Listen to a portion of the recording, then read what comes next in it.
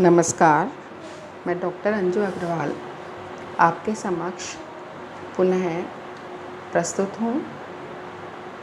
हम जयशंकर प्रसाद कृत कामायनी महाकाव्य की चिंता सर्ग की व्याख्याएं कर रहे हैं।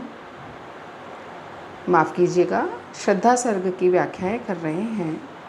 श्रद्धा सर्ग में मनु के समक्ष श्रद्धा आ गई है। श्रद्धा को देख कर के मनु के हृदय में जो भाव उठते हैं, मनु उसको देख कर के जिस प्रकार से सोचते हैं, उस सौंदर्य की मूर्ति श्रद्धा के सौंदर्य की हम व्याख्याएं कर रहे हैं। मनु जो सोच रहे हैं उसी को हम आगे बढ़ाते हैं। घिर रहे थे घुंघराले बाल अंश अवलंबित मुख के पास, नील घन शावक से सुकुमार सुधा भरने को विधु के पास।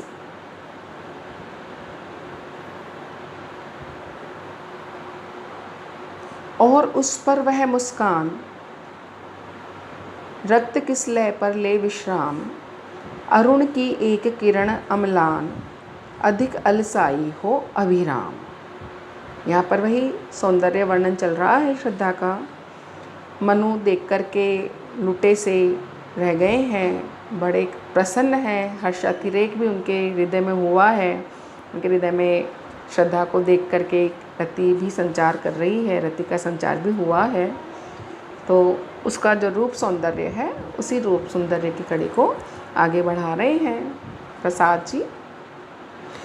श्रद्धा के घुंघराले जो बाल थे वो कंधों पर टिके हुए मुख के आसपास इस प्रकार घिर रहे थे मानो नील वर्ण, नील रंग के सुकुमार सुंदर मेघ शिशु चंद्रमा के पास सुधा मतलब अमृत का पान करने के लिए एकत्र हो गए हों। भाव यह है कि श्रद्धा के सौंदर्य युक्त मुख के पास ही कोमल और घुंघराले बाल घिरे हुए थे और ये बाल पीछे की ओर उसके दोनों कंधों पर पड़े हुए थे, जिनको देखकर ऐसा प्रतीत होता था कि जैसे नील रंग के छोटे छोटे शावक, छोटे छोटे जो होते हैं नीले घन शावक को छोटे छोटे बादल, छोटे छोटे शावक सुकुमार बादल अमृत पान करने के लिए चंद्रमा के पास घिरे हुए हों।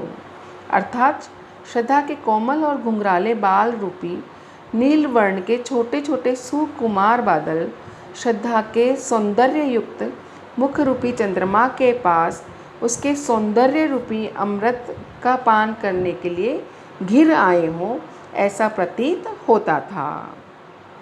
और उस पर श्रद्धा की मुस्कान की माधुरी का वर्णन करते हुए प्रसाद कहते हैं, और श्रद्धा के उस कांति युक्त मुख पर वह मृदुल और मंद मुस्कान वह ऐसी प्रतीत हो रही थी मानो अरुण प्रातःकालीन जो रवि है या प्रातःकालीन सूर्य है उसको हम अरुण बोलते हैं।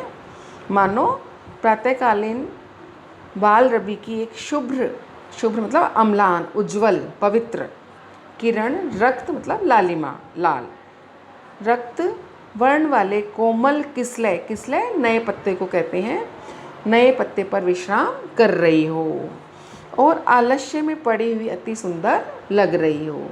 जो श्रद्धा के होठों पर जो मुस्कान थी, उस वह मुस्कान ऐसे लग रही थी मानो नए पत्ते पर सूर्य की, नवीन सूर्य की, प्रातःकालीन सूर्य की एक अम्लान, एक उज्ज्वल किरण उनके पत्ते जैसे होठों पर विश्राम कर रही हो। यहाँ पर श्रद्धा के सौंदर्य वर्णन में कविवर प्रसाद ने काले बालों की तुलना नील घन शावक से और मुख की तुलना चंद्रमा से की है। सूर्य के लिए अरुण का प्रयोग यहाँ पर प्रसंगानुकूल है और मुस्कान की एक रेखा की उपयुक्त समानता के लिए उन्होंने एक किरण का प्रयोग किया है। श्रद्धा के घुंघराले बालों के बीच छिपे विधु वदन मतलब चंद्रमा जैसे वदन तथा उस पर खेलने वाली मधुर मंद मुस्कान का वर्णन बहुत ही सुंदर और सजीव है। श्रद्धा के रूप वर्णन में प्राकृतिक उपादानों की यहाँ छट्टा बड़ी दर्शनीय है। श्रद्धा के सौंदर्यावयवों का चित्र उतारने के लिए प्रसाद ने प्रकृति के मनोरम रूप वैभव का बड़ा ही चित्ताकर्षक नियोजन किया है। यहाँ पर सादृश्य योजना अति उपयुक्त, सुंदर और हृदयगाई दिखाई देती है, हृदयगाई है। उपमाओं का इतना सुंदर प्रयोग छायावादी कविता में अन्यत्र मिलना दुर्लभ है।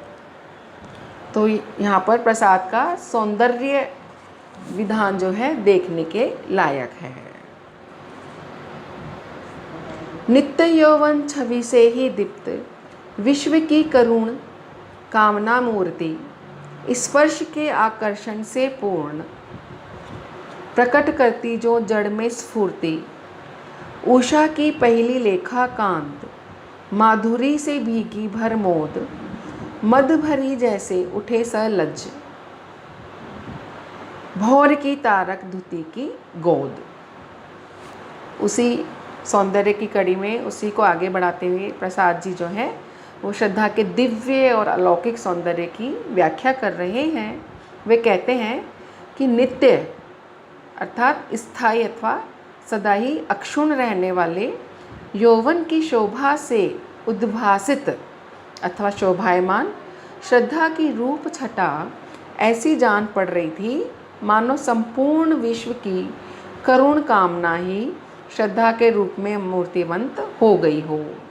श्रद्धा की वह रूप राशि स्पर्श के आकर्षण से परिपूर्ण थी, अर्थात उसमें इतना आकर्षण था कि उसके शरीर का स्पर्श करने अथवा उसका सानिध्य लाभ प्राप्त करने का जी चाहता था।